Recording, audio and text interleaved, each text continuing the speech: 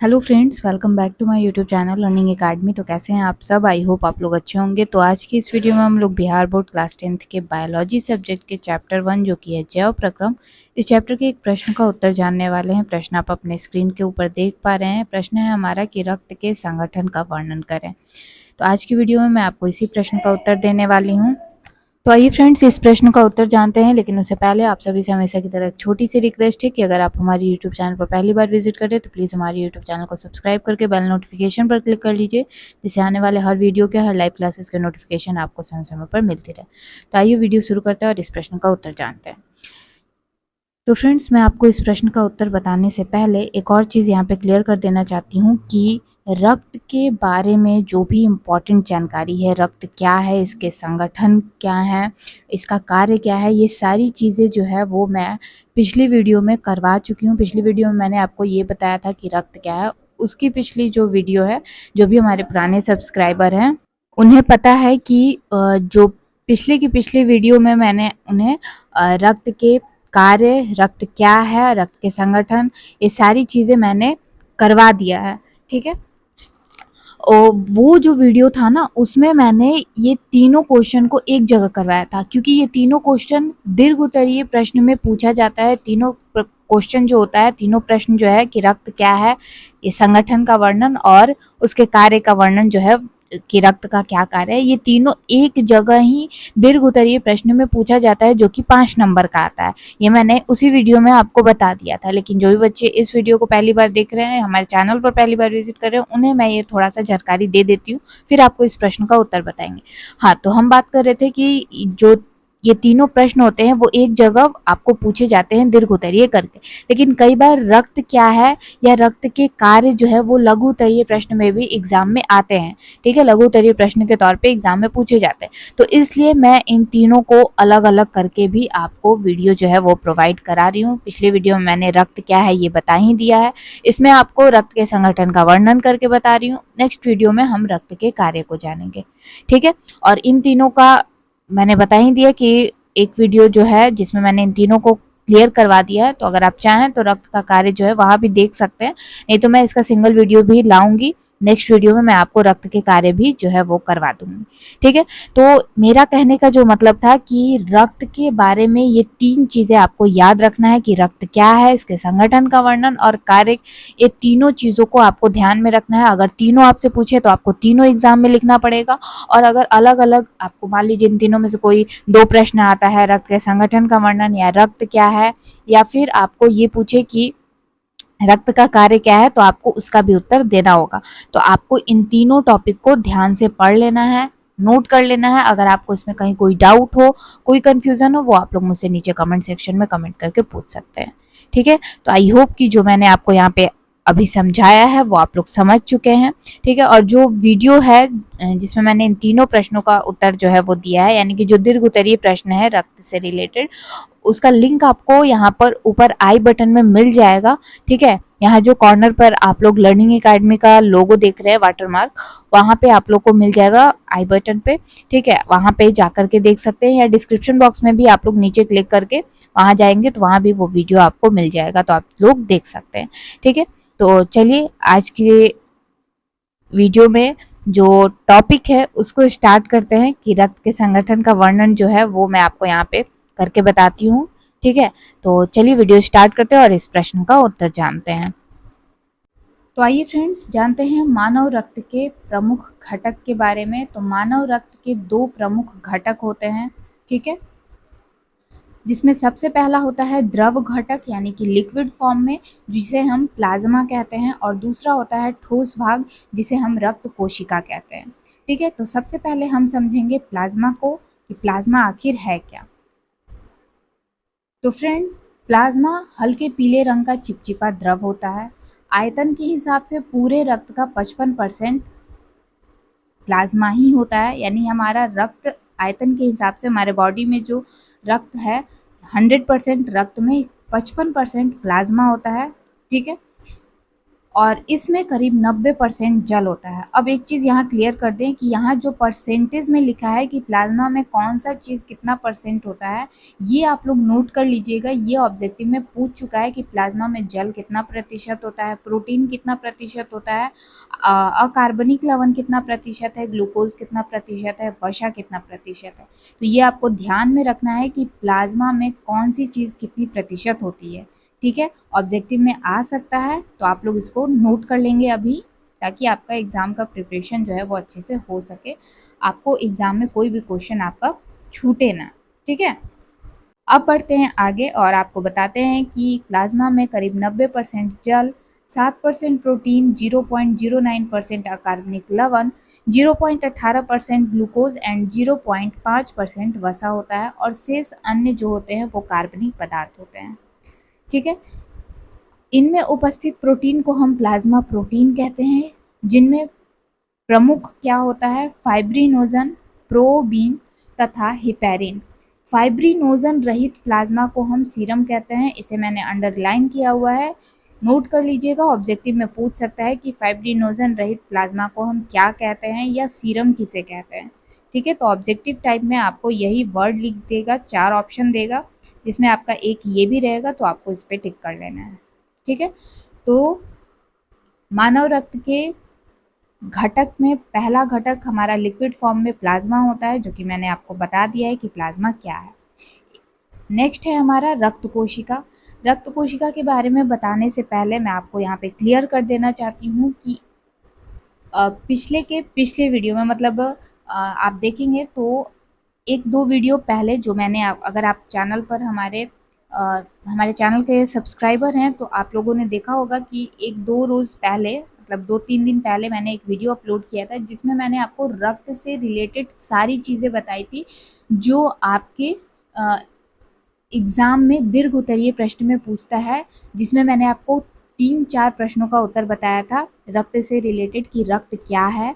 ठीक है, इसके संगठन का वर्णन, जो कि मैं आपको आज की वीडियो में भी करके बता रही हूँ, और रक्त का कार्य, इन सबको साथ में आपको करना था, जो कि मैंने आपको कहा था कि वो दीर्घ उत्तरीय प्रश्न में आता है कि रक्त क्या है, उसके संगठन का वर्णन और कार्य, तीनों चीज़ जो है वो आपको इंक्लूड करके देगा, जो आपको दीर्घ उत्तरीय प्रश्न में देगा। 5 नंबर का वो प्रश्न होता है, उसमें मैंने आपको ये 3 टॉपिक जो है वो बताए थे रक्त के बारे में, डिटेल में लिख के प्रश्न का उत्तर जो है वो आपको बताया था, समझाया था, और बहुत सारे बच्चों ने उस वीडियो को देखा था, क्योंकि बहुत सारे बच्चे उस वीडियो का इंतज़ार कर रहे थे। ठीक है, तो आप लोग भी, जो भी बच्चे आज इस वीडियो को देख रहे हैं और हमारे चैनल पर पहली बार विजिट कर रहे हैं, वो चैनल को सब्सक्राइब कर लें, क्योंकि आपको बहुत सारे इंपॉर्टेंट वीडियो जो है वो उसका नोटिफिकेशन मिलता रहे, आप उस नोटिफिकेशन को मिस ना करें, क्योंकि आपके बोर्ड एग्ज़ाम की प्रिपरेशन बहुत ही इम्पॉर्टेंट है ना। तो आप अच्छे से प्रिपरेशन करें, उसके लिए आप चैनल को सब्सक्राइब कर लें, ताकि आने वाले वीडियो और लाइव क्लासेस के नोटिफिकेशन आप मिस ना करें। ठीक है, तो आप उस वीडियो को ज़रूर से देख लीजिएगा, आपको ऊपर यहाँ पे आई बटन पर लिंक जो है वो मिल जाएगा। ठीक है, तो आप जा करके देख सकते हैं उस वीडियो को, जिसमें मैंने आपको रक्त के बारे में पूरा डिटेल जो है वो बताया है, क्योंकि उतना मोस्ट इम्पॉर्टेंट डिटेल होता है रक्त के बारे में, जो एग्ज़ाम में पूछता है। ठीक है, ये मैं आपको अलग अलग इसलिए बता रही हूँ कि रक्त क्या है। पिछली वीडियो में मैंने आपको रक्त क्या है ये सिर्फ बताया था, आज की वीडियो में इसके संगठन के बारे में बता रही हूँ, नेक्स्ट वीडियो में आपको रक्त के कार्य के बारे में बताऊंगी। ये अलग अलग मैंने इसलिए बताया है क्योंकि लघु उत्तरीय प्रश्न जो है वो आता है कि रक्त क्या है, अलग अलग करके भी, रक्त के संगठन का वर्णन, और फिर अलग एक वीडियो प्रश्न आपको आ सकता है कि रक्त का कार्य क्या है। ठीक है, तो अलग अलग दे, तो आपके लिए मैंने अलग अलग भी वीडियो बना दिया, और अब ये तीनों टॉपिक एक साथ इंक्लूड करके आपको प्रश्न पूछे तो आप एक साथ भी लिख सकते हैं। ठीक है, तो आई होप कि आपको जो मैं बताना चाह रही हूँ वो आप लोग अच्छे से समझ गए हैं। चलिए अब बढ़ते हैं आगे और जानते हैं रक्त कोशिका के बारे में। जो रक्त के घटक होते हैं उसमें ये ठोस भाग होता है। रक्त कोशिका जो होता है वो 3 प्रकार का होता है। सबसे पहले आप ये जान लीजिए कि आयतन के हिसाब से रक्त कोशिकाएं कुल रक्त का 45% भाग है। ठीक है, क्योंकि 55% प्लाज्मा होता है, तो बाकी बचा जो 45% हमारे जो रक्त होता है वो हमारा रक्त कोशिका होता है, जिसमें 3 प्रकार की होती है रक्त कोशिका। एक होता है लाल रक्त कोशिका, जो कि आपका हीमोग्लोबिन वर्णक के कारण इसका रंग लाल होता है और हमारे ब्लड का भी कलर जो है वो रेड होता है। दूसरा होता है श्वेत रक्त कोशिका और तीसरा होता है रक्त पट्टिकानु। ठीक है, तो अब हम लोग इन तीनों को डिटेल में जानेंगे। सबसे पहले आप ये देखिए कि लाल रक्त कोशिका क्या है। तो लाल रक्त कोशिका, इन्हें हम एरिथ्रोसाइट्स भी कहते हैं, जो उभयनतोदर डिस्क की तरह रचना इनकी होती है। ठीक है, इसमें केंद्रक, माइटोकॉन्ड्रिया और अंतर्द्रव्य जालिका जैसी कोशिकांगों का अभाव होता है। इसमें ये सारी चीजें नहीं पाई जाती। इनमें सिर्फ एक प्रोटीन वर्णक होता है जिसको हम हीमोग्लोबिन कहते हैं और इसी के कारण हमारा रक्त लाल दिखाई देता है। इसके एक अणु की क्षमता है, यानी कि लाल रक्त कोशिका जो है वो, इसके एक अणु की जो क्षमता है वो ऑक्सीजन के 4 अणुओं से संयोजन की होती है। यानी कि इसका एक अणु जो है वो ऑक्सीजन के 4 अणुओं के बराबर होता है। ठीक है, और इसके इस विलक्षण गुण के कारण इसे हम ऑक्सीजन का वाहक भी कहते हैं। किसे कहते हैं? तो लाल रक्त कोशिका को कहते हैं। मनुष्य में इनकी जीवन अवधि जो होती है वो 120 दिनों की होती है। इसे आप लोग अंडरलाइन कर लीजिएगा कि लाल रक्त कोशिका की जीवन अवधि कितने दिन की होती है। ठीक है, इनका निर्माण जो होता है वो अस्थि मज्जा में होता है। इसे भी अंडरलाइन कर लीजिएगा कि लाल रक्त कोशिका का निर्माण कहाँ होता है। और मानव के प्रति मिलीलीटर रक्त में इनकी संख्या कितनी होती है? तो 5 से 5.5 मिलियन तक होती है। ठीक है, तो ये मैंने आपको बताया कि लाल रक्त कोशिका के बारे में, कि लाल रक्त कोशिका क्या है। अब जानेंगे हम लोग दूसरे रक्त कोशिका के बारे में, जो कि है श्वेत रक्त कोशिका। श्वेत रक्त कोशिका जो है वो अनियमित आकार की न्यूक्लियस युक्त कोशिका होती है। इसमें हीमोग्लोबिन जैसा वर्णक नहीं पाया जाता है, इसी के कारण ये रंगहीन होता है। इसलिए हम लोग इसे श्वेत रक्त कोशिका कहते हैं, क्योंकि इसमें जब कोई कलर नहीं है तो ये श्वेत होता है, सफ़ेद। इन्हें ल्यूकोसाइट्स भी कहते हैं। ये याद रखिएगा कि लाल रक्त कोशिका को अन्य किस नाम से जाना जाता है और श्वेत रक्त कोशिका को अन्य किस नाम से जाना जाता है। ठीक है, मानव के प्रति मिलीलीटर में इनकी जो संख्या होती है वो 5000 से 6000 होती है। और जब बॉडी में संक्रमण होता है तो इसकी ऐसी स्थिति में श्वेत रक्त कोशिका की संख्या में वृद्धि हो जाती है। ठीक है, अब मैं आपको यहाँ पे कुछ चीज़ें बता देती हूँ, जैसे कि श्वेत रक्त कोशिका जो है वो भी 2 प्रकार की होती है। एक ग्रैनुलोसाइट्स, एक ग्रैनुलोसाइट्स। ग्रैनुलोसाइट्स अपने अभिरंजन गुण के कारण 3 प्रकार की होती है। ठीक है, ग्रैनुलोसाइट्स भी 3 प्रकार की होती है, समझिएगा। श्वेत रक्त कोशिका 2 प्रकार की, ठीक है, और इन 2 प्रकार में भी ये दोनों भी, इन दोनों का भी अलग-अलग प्रकार है। ठीक है, तो आपको पहले बताते हैं ग्रैनुलोसाइट्स के बारे में और फिर जानेंगे एग्रैनुलोसाइट्स के बारे में। तो ग्रैनुलोसाइट्स जो है वो 3 प्रकार की होती है, इओसिनोफिल, बसोफिल एंड न्यूट्रोफिल। इनकी जो कोशिका द्रव्य होती है वो कणिकामय होती है। और जो इओसिनोफिल है और जो न्यूट्रोफिल है, ये तीसरा नंबर, ये फैगोसाइटोसिस द्वारा हानिकारक जीवाणुओं का भक्षण करता है। ठीक है, ये आपको मैंने यहाँ पे बता दिया इसके बारे में। अगला है ए ग्रैनुलोसाइट्स। निम्नांकित 2 प्रकार के होते हैं, एक होता है मोनोसाइट्स और दूसरा होता है लिम्फोसाइट। ठीक है, इनमें उपस्थित केंद्रक में अनेक घुंडियां पाई जाती हैं। इनमें मोनोसाइट्स का कार्य भक्षण करना एवं लिम्फोसाइट्स का काम एंटीबॉडी का निर्माण करना होता है।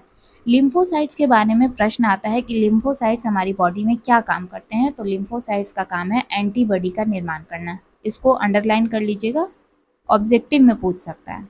ठीक है, देखिए, तो मैंने आपको जो हमारे रक्त के घटक हैं 2 तरह के, एक प्लाज्मा और दूसरा रक्त कोशिका।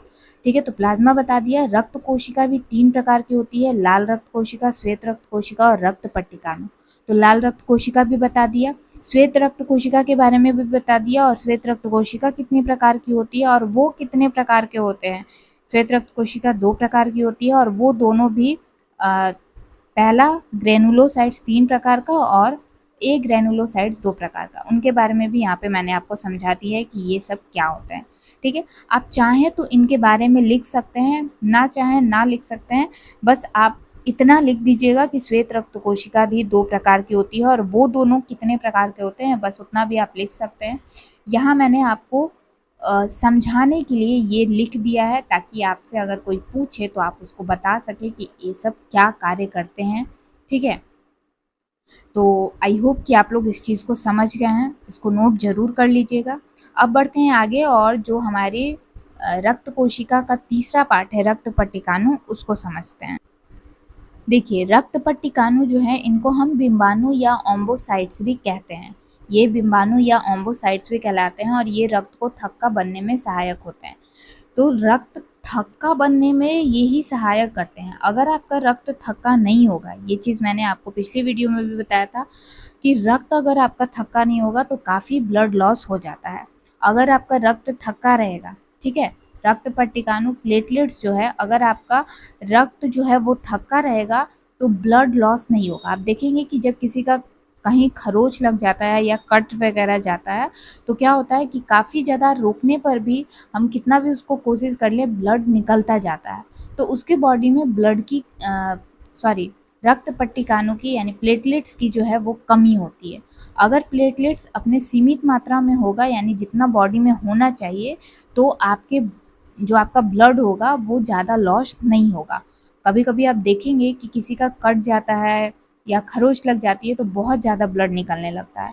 तो इसका मतलब ये है कि उसके बॉडी में प्लेटलेट्स की कमी है, रक्त पट्टिकाणु की कमी है, ठीक है? जो रक्त को थक्का नहीं बना पा रहा है।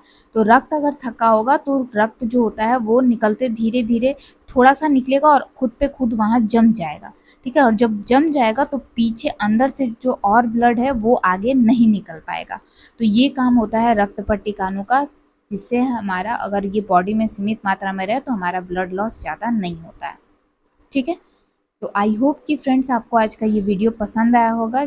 आज की वीडियो में मैंने आपको बताया कि रक्त के कितने घटक होते हैं या आप कह सकते हैं कि रक्त के कितने संघटक होते हैं, इसके बारे में मैंने आपको आज की इस वीडियो में बताया है। मैंने पूरा डिटेल में करके बताया है। उम्मीद करती हूँ कि आप लोग अच्छे से इस टॉपिक को समझ गए हैं।